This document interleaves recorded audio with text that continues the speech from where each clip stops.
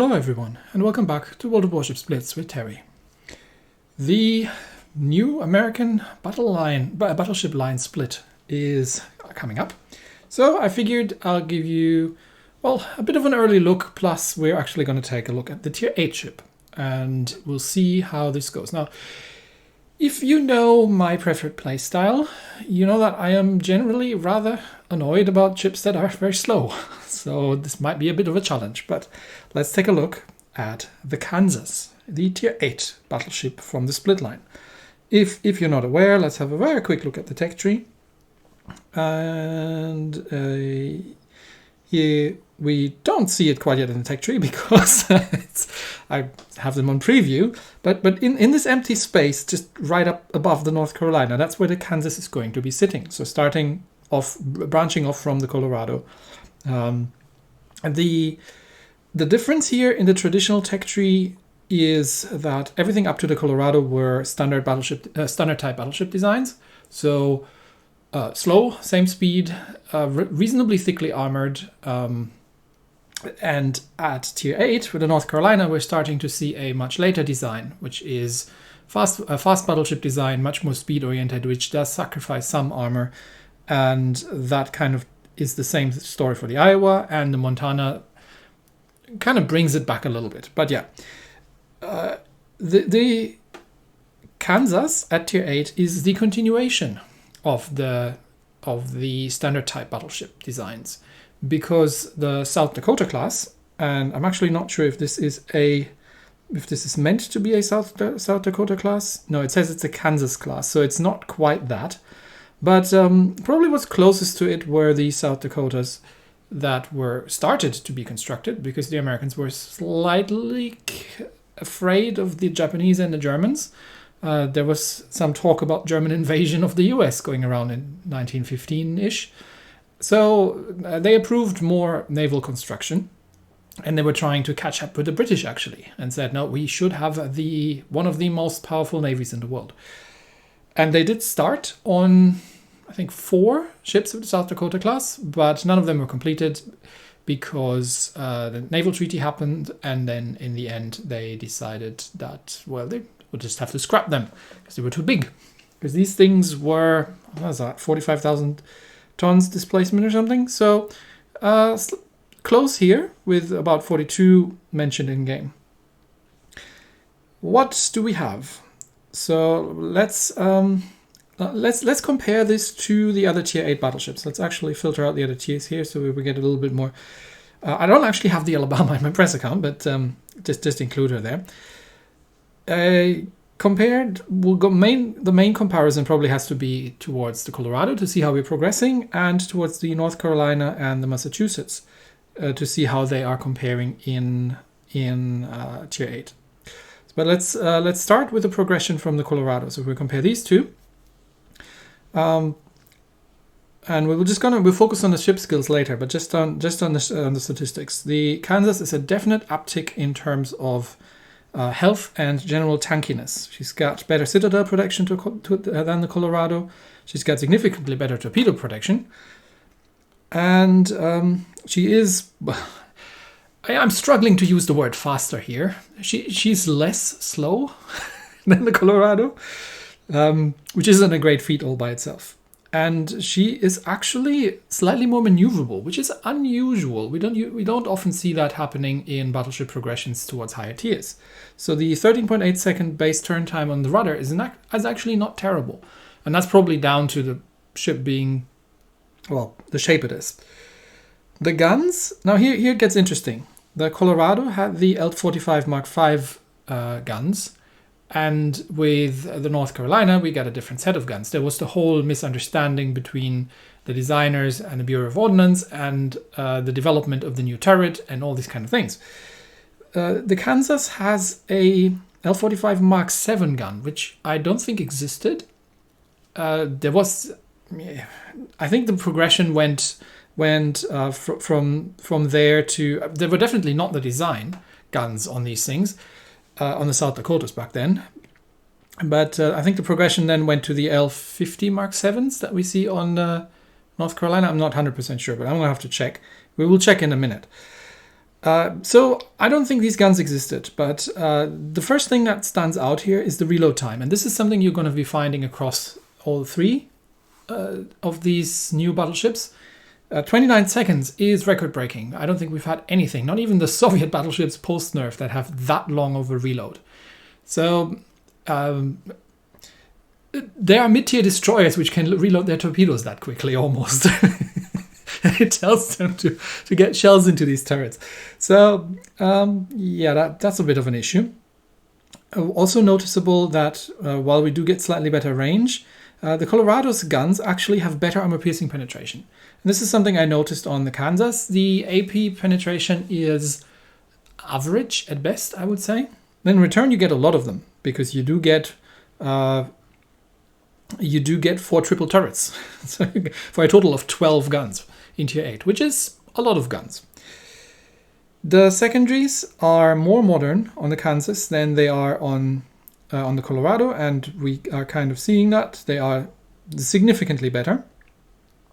So the same goes for the AA, and the concealment with 12 kilometers is within range of expected things.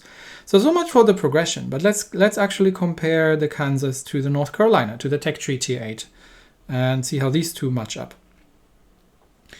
So still we're seeing, and again, North Carolina was a fast battleship, so we are seeing definitely more health on the Kansas and better armor protection, especially around the torpedo protection. 27% is a very significant torpedo protection. Combine that with the actual much better turn time on the rudder on the Kansas. While she doesn't turn herself as quickly as the North Carolina does, her rudder is pretty responsive actually for a ship that size. But yeah, the speed obviously is a bit of an issue, and so is the acceleration. Okay, so the North Carolina had the L45 Mark 6, and I think it was the Mark 7s on the Iowas. We'll have to double check that. But yeah, comparing the guns to her Tier 8 counterpart, obviously the North Carolina has better range, and the guns are all around better. They reload faster by a significant margin of 7 seconds, plus the North Carolina gets a rapid reload. And they have a noticeably better armor-piercing penetration of almost 200 points of damage. And the HE is better as well. The secondaries are completely identical, and the North Carolina still has the better AA, although not by a huge margin. And the fact that the Kansas does get a defensive AA skill will more than compensate for that one. Also, slightly better concealment on the NC. Now, lastly, if we compare her to the Massachusetts, and once again we notice we have significantly better armor and everything, while the guns, and I think these are the exact same guns that we just had, are definitely better on that ship than here. The auto secondaries obviously are the kind of the gimmick, but the AA on the Massachusetts is significantly, I think, noticeably significantly better than on the Kansas. So where does this position this ship? Well, let's take a look at the ship skills. And apologies, I am leaving the table of contents in here. So if you're not super interested in these more statistical considerations and you just want to see some gameplay and builds, then you can just skip ahead to these things. But given that it's a new branch really in the tech tree, I think it warrants to take a little bit more time to just discuss these things in more detail. So ship skills. The Kansas actually gets a precise aiming skill, which is why I mentioned the Alabama earlier, because the Alabama gets that as well. It's not uncommon on the premium ships to not have the same matching ship skill. But she gets 3 precise aiming and 2 defensive AA. In return, you don't get a rapid reload. So an interesting trade-off, that is. But brings us to the equipment. I have tried both. I've tried the main battery mod 2 and discarded that because while the turrets on the South Dakotas were extremely heavily armored, for some reason this thing tends to lose them very quickly. So my turrets were just getting damaged too much. The main battery mod 3 is not a terrible choice, but her dispersion isn't North Carolina levels of dreadful, and she has, well, there's throw enough shells downrange and something will stick sort of bonus to go. I ended up going with the artillery plotting room for maximum range. And for really just one reason, because the ship is so slow, and you are in tier 8 now, the ship is so slow that you are in bigger maps really, really challenged to actually stay in battle. Because oftentimes, especially if you're running a flank, you just don't have a chance. Like there are 3 minutes left in the game, you don't have any way to get back into the action because the enemy team mostly went the other way, and you had one ship to deal with. You dealt with it, and that was it. That was your contribution to the battle. So maximizing the range on the mine batteries really, I think, enables you to be more effective in terms of positioning, because you do need to be carefully position yourself because you only have 22 knots or so of speed to work with. That's why I ended up using this one. Deck protection actually here, because she does get a significantly worse fire flooding resistance than the North Carolina. Probably down to the fact that it is still a standard battleship design and we don't get World War II style damage control mechanics. Just my personal guess here, but I did find that she does get set on fire very, very easily. So that's what I ended up with. And the steering in slot 3, that brings us to a rudder turn time of 12 seconds, which isn't bad, and enables us a little bit to dodge things, even though the ship is quite chunky by itself and probably not that easy to miss, but it's good to have. And the overall range that we end up with the guns is at 14.8 kilometers, almost at 15, because I have actually taken the main battery firing range bonus here instead of fire and flooding resistance, because again, the base fire flooding resistance to 20% isn't terrible, but it's also not great. So doing a full damage over time tank build on the expense of range with this low top speed just didn't really feel like the right direction to take this. The commander I've put in here, I actually have, and this is a little bit experimental still because I've been playing around with this. I have the underwater protection. I have the battlefield support for an additional air defense alert, even though we are getting more of those going up the tiers. When we look at that in 1 second as well. I have got artillery maintenance, air defense expert, because you are getting defensive AA skills here, so no victorious charge for you. The precise aims, I think she gets 3 are enough, I feel. I don't see necessarily that you'd need a 4th one. I'd rather have the survivalist for a bit more tankiness, and the same with the generalist here. The marksman skill is a bit of a double-edged sword, because while it extends your precise aiming skill duration, it just can't extend it long enough for your guns to reload. So no matter what you do, you're not going to get two salvos off with a precise aim on. So I'm using this purely for the cooldown time. So it's definitely debatable, and I would say taking fully prepared instead is a completely valid choice. Extinguisher is something you definitely want on this ship. And down the road, probably demo expert. And you don't need any of the reloader skills, but APCS thoroughly recommended, especially on this ship, because I did find the AP shells to be not really that bad, but not quite as punchy as I had a feel with some of the other shells. So definitely something you would want to have. Now, going up the line, if we're actually putting tiers 9 and 10, in tier 9 we get the Minnesota, which looks pretty much the same, like layout wise. It's again the same 4 triple turrets, but I think she just gets better guns. And in tier 10 we get the Vermont, which looks very different. So this is definitely not a no longer a standard battleship, but just something really large. And she gets the Ohio's 457mm guns. And only that the Ohio gets 8 of them, and that thing gets 12. So I'm definitely looking forward to trying that one out. But given that everybody is going to have to start with the Kansas, I'm going to go there first. Lastly, the camouflage.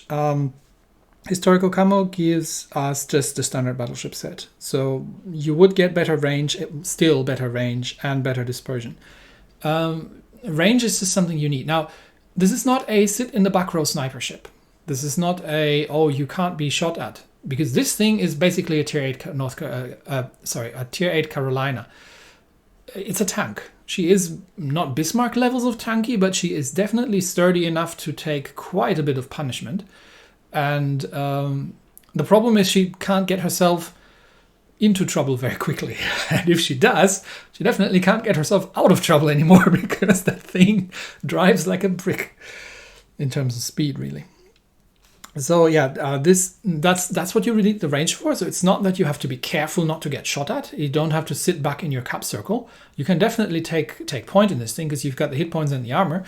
It's just that you probably, especially in the larger maps, you just won't make it in time into places where you can shoot anyone because the battle has shifted to outside your range. So you want to maximize your range in this thing.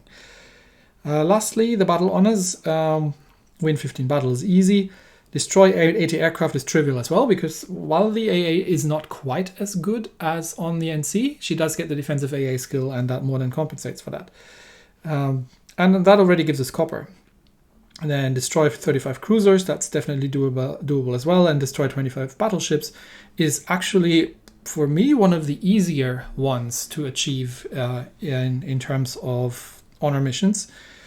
That I've seen definitely more difficult ones, but yeah, that's what that is. All right, now after this rather lengthy introduction to the new branch, let's get ourselves into some battles and let me show you the practical application of this thing. In the first battle, we are up on Haunted Seas, and it's a tier. We're top tier up against an Alabama, a Black North Cal, Nagato, Amalfi, and 3 destroyers. When it comes to dealing with destroyers, the secondaries are pretty good, especially with the artillery plotting room giving you actually extended range. The thing is you can't run away from them, and switching over the main guns to high explosive is taking almost 30 seconds. So you do have to be a little bit careful. Now we are spawning over at ACAP, so that's where I'm going to go first, very slowly. Because the one thing that you really need to do in the ship is think ahead where you want to position. So for example, if I was going to sail south around the island and follow that Roma over there, I would be probably too far away to make any meaningful impact on CCAP. Because, well, I'd be down south and there was no way I was going to get back up in range of anything before the battle ends. So you generally want to find yourself a position more in the center where you can use your range to give fire support where it's needed and just get into range of enemy ships. Honestly, I have no idea where this Roma is going. He's going straight south and yeah, I don't know. That's far away from the capture circles. I don't know. So what's that next to me? There's another battleship next to me. Anyway, I'm not spotted yet, but you do see that the range is quite significant. Now I'm spotted. Okay, so there's a destroyer. Oh, there's Nagato as well. So I'm just going to get myself in range of Nagato and see if I can get the shots off. I do want to get the full salvo out. The shells are quite slow, so if you see me not leading enough, then and I think just there that wasn't leading enough, then that's why. I still have to get used to the shell velocity. They seem to be slower than what I'm used to. All right, so the Benson and the Erland are battling it out over there. And there's a Scharnhorst next to me, but it looks like the enemy battleships are orienting themselves northwards. And then Roma has turned around behind us and seems to be, I don't know what he's doing down there, but maybe he can help out with the destroyer. I'm definitely going to sail more towards the center because I can actually, I have CCAP in range and I can help out if anything comes up spotted. And I will try to get some shots out here at the Black North Carolina. And yeah, there's a cruiser, but he's just out of my range, really. So U3 will have to deal with it for now, because I don't want to give broadside to that thing either. Okay, is he stopping? And Nagato is shooting at me as well. But yeah, you see, I'm shooting at a North Carolina, which is not particularly well armored, but I'm mostly just getting semi-pens with the armor piercing. And obviously with a rapid reload, that thing has a much faster faster gun reload. I mean, he's not doing a huge amount of damage to me either, because I'm actually in a reasonably well armored ship. But there we go. Now we get another salvo out. The dispersion isn't terrible, right? I often get more than half of my shots on target, which is not a bad thing in an American battleship. So even with the precise aim off, you often can actually get a decent amount of shells on target. It's just that they don't hit all that hard. I mean, sometimes they do if you're lucky, but you do have to be lucky. Okay, so clipped the mountain a little bit there. We get some full pens, but also we do have to wait for a very long time to reload. So enjoy the scenery and just take a look around while you're waiting for your guns to reload. So obviously, if the enemy team does stupid things like cruisers giving you full broadside at 7 kilometers, you can slap them very, very hard. Let's see if we can do something about that Amalfi over there. Yeah, 3 semi-pens. See, this is what I'm talking about. Not the hardest hitting guns out there. Okay, I am going to heal up a little bit more because again, I'm in a tank, so I do want to use that. And it looks like Alabama wants to come out and play. We are holding 2 of the caps right now, so I'm hesitating to use the word here. But I am trying to kite away from the Alabama. So I'm getting my forward guns out, and then I'm actually turning the ship. And once again, I'm only doing semi-pens, and my armor piercing is already bad to begin with.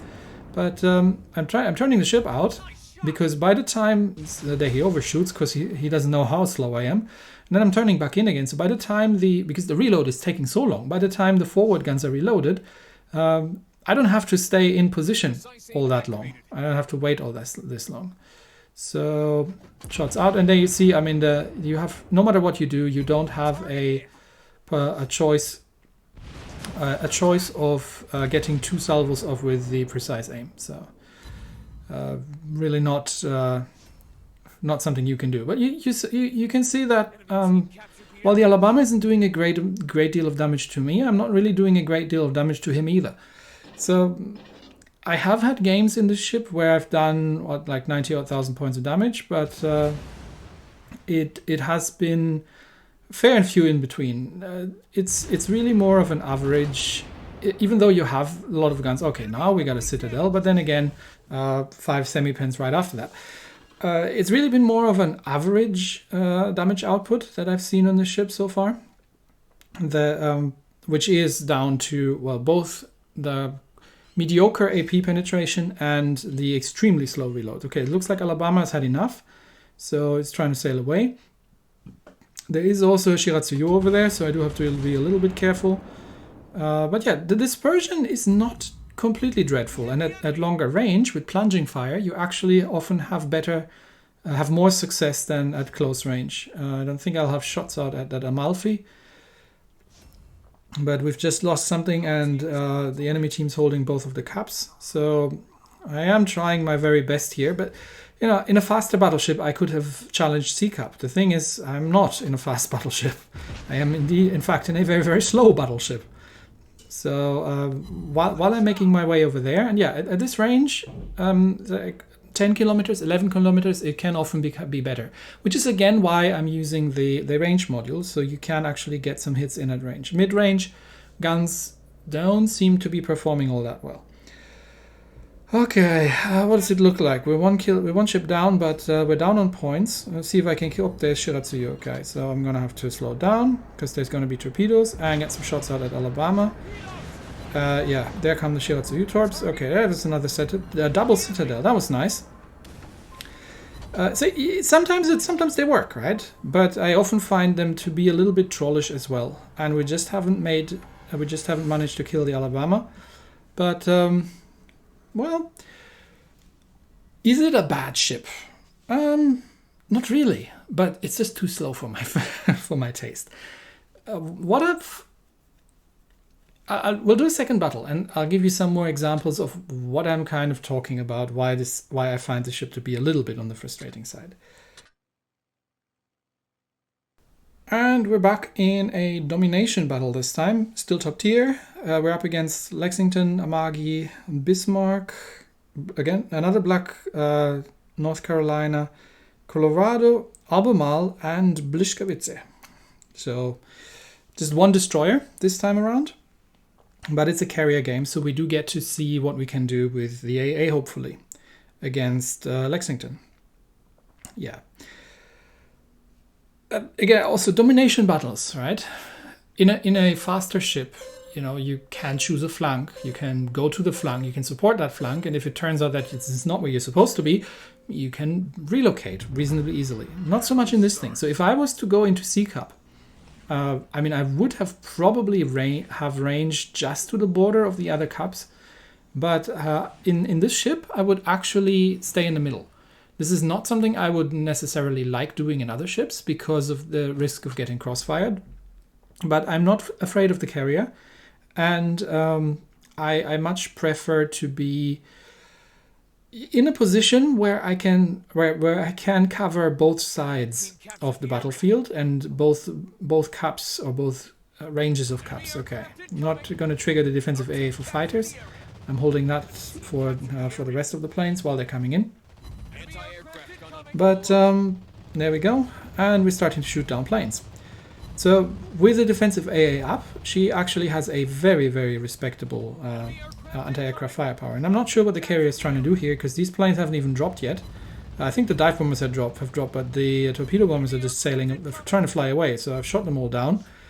He's not going to see those again. And we have a Bismarck to shoot at. So get some shots out and kind of orient ourselves towards the middle, because there's Black NC and there's the Albemarle as well. Let's see if we can do something about that thing. Cruisers can often be a little bit more rewarding to shoot at if you can get the hits in. But once again, reasonably slow shell, so I'm aiming a little bit too far. I'm not giving enough lead still, and she just goes undetected.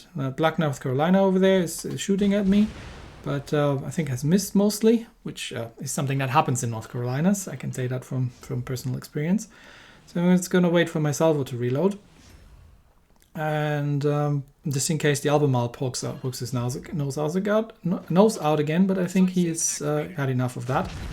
And the carrier has wisely decided to go elsewhere. So I might actually have to relocate to the other side. See, this range, you will probably get 6-7 hits in, and you will do some decent amount of damage. The problem is, you're going to have to wait for a long time for the guns to reload. Now you can tank in the meantime, which means that the enemy team isn't shooting at someone else, and that's a good thing. You know, that's useful to the team. I think I might have to support that Colorado a little bit here, because one of our cruisers is going extremely wide. There you go, 6 shots at this range is usually what you can expect if you don't have the precise aim up. Okay, there's an Amagi. Now Amagi is a reasonably lightly armored ship, so we should be able to just do some damage to that thing. And if you see me broadsiding, that's literally just because I'm not all that scared of enemy gunfire in the ship, because it is, well, a little bit more sturdy than the other American battleships that you normally get. So a couple shots out at the Amagi, but I'm starting to take some fire, and 3 hits, so it's disappointing. But yeah, you see, we're almost halfway through the battle, and I'm at 25,000 points of damage. So. Not brutal levels of damage, unless the enemy team is doing utterly stupid things. So let's try with a precise aim, and then he just goes undetected. But once again, I think I've underestimated the shell hang time, and once again, slightly disappointing salvo here. So yeah, Albemarle is over there still. Let's see if we can get a shot out of that thing. And one thing's positive maybe is that you have a lot of time. Oh, Lexington, never mind. Let's see if we can scare him a little bit. You have a lot of time to think about your next move while your guns are reloading. You know, it's like you've got 30 seconds. Or you can take a look at the minimap. Consider where you should be. And I think we've just lost our cruiser around A Cap, which means that our northern flank sort of is completely open, and the Blitzkowitz was around here somewhere. Yep, he's in A Cap, and there he is. Okay, so we're gonna have to deal with that thing. Yeah. No point in reloading the the high explosive, because it's never going to reload in time. So I'm just going to get shots out at the Blitzkowitz, dodging some carrier torps here. And yeah, obviously they all overpen. Unfortunately, the carrier is dropping, so that's good. But I do have to slow down and try to dodge the Blitzka torps. Now these aren't going to do a huge amount of damage, because 27% torpedo damage reduction means that you're not taking a huge amount of damage, and the Blitzka torpedoes don't hit very hard to begin with. I mean, it's not that you can run into Aka torps or something, but okay, now we're reloading the high explosive. The problem is the Blitzka is maneuvering, so at this range there's no way I'm going to hit him. Just going to wait for him to make his turn and see. Is that going to be too short? That's going to be too short, is it? Yes, that's going to be too short. But I still have 2 more guns. 2 more salvos out. Okay, I'm going back to the armor piercing because I don't know if Blitzka is coming in. How are we on points? We are 160 points behind, and we're only holding 1 capture circle. So I have to go into this cap over here and get something done. Not being too concerned about being on fire, but Amagi looks like a likely candidate for some spanking if I can catch him. I don't know where the Blitzka is, but I'm sure he'll come back for us. So shots out at the Amagi, and I do need to get this cap back. We have pulled some points back, and quite almost managed to kill the Amagi, but just not quite. Okay, triple fire, sure, thank you. Not happening. That's what I mean. So even with the deck fire prevention build, you are going to get set on fire. And then again, use your secondaries. Concentrate on your secondaries when you're dealing with destroyers, because your main guns are going to take forever to reload. Probably not even going to make sense to reload the high explosive here, because I don't think we have that much battle left, to be honest, and I should be able to just kill him with the secondaries from here. If I can hit him, that is. But yeah, and I'm on double permafire, but that's okay. It's going to take 1 torp. This is where the excellent rudder shift coming in quite handy. So this, while she isn't fast, and I think that just gets us over 6. Yeah, we're at 650 points, so I think we've got this one. Yeah, that made me work for that. Oh, and the Shokaku takes out Lexington. Well done, well done. Good help from the carrier player. Good reactions there, and well deserved, I'd say. But yeah, this is kind of how you have to play these ships. You have to think about your positioning, because you will struggle to get back into the battle if you're getting too far off on one side. The guns are okay. Sometimes they can work quite well, but they can also be super trollish and only do semi-pens for half the battle. In terms of damage range, I usually end up somewhere around 60,000 points of damage if I don't get focused down. And I think I've done 90,000 once, where the enemy team was literally just being silly. But yeah, so that's kind of the potential that you can expect from this ship. Now, this might get a little better with the historical camo and with the APCS skill, but not everybody has whatever it is, like 6,000 gold or something for a historical camo laying around, or 4.5, I think it's in tier 8. And APCS is hard to come by as a skill as well, especially for a new line, so I would expect this more to be the thing. Next up, and I'll have to see when I have time, but next up we'll be exploring probably the tier 10, because I think the tier 9 is just more of the same, really. It's a natural progression, but I'm very, very curious how 12 Ohio guns are going to behave in tier 10. And I still also have to finish up the Montana herself, so we're going to have some more American battleship action coming up soon before we can shift over our attention to other things. Anyway, that's it for today. Thanks, everybody. Sorry for the slightly long-winded overview, but I figured given that it's a new upcoming line, everybody's probably curious, I'll go into a little bit more detail. Anyway, see you all next time. Bye.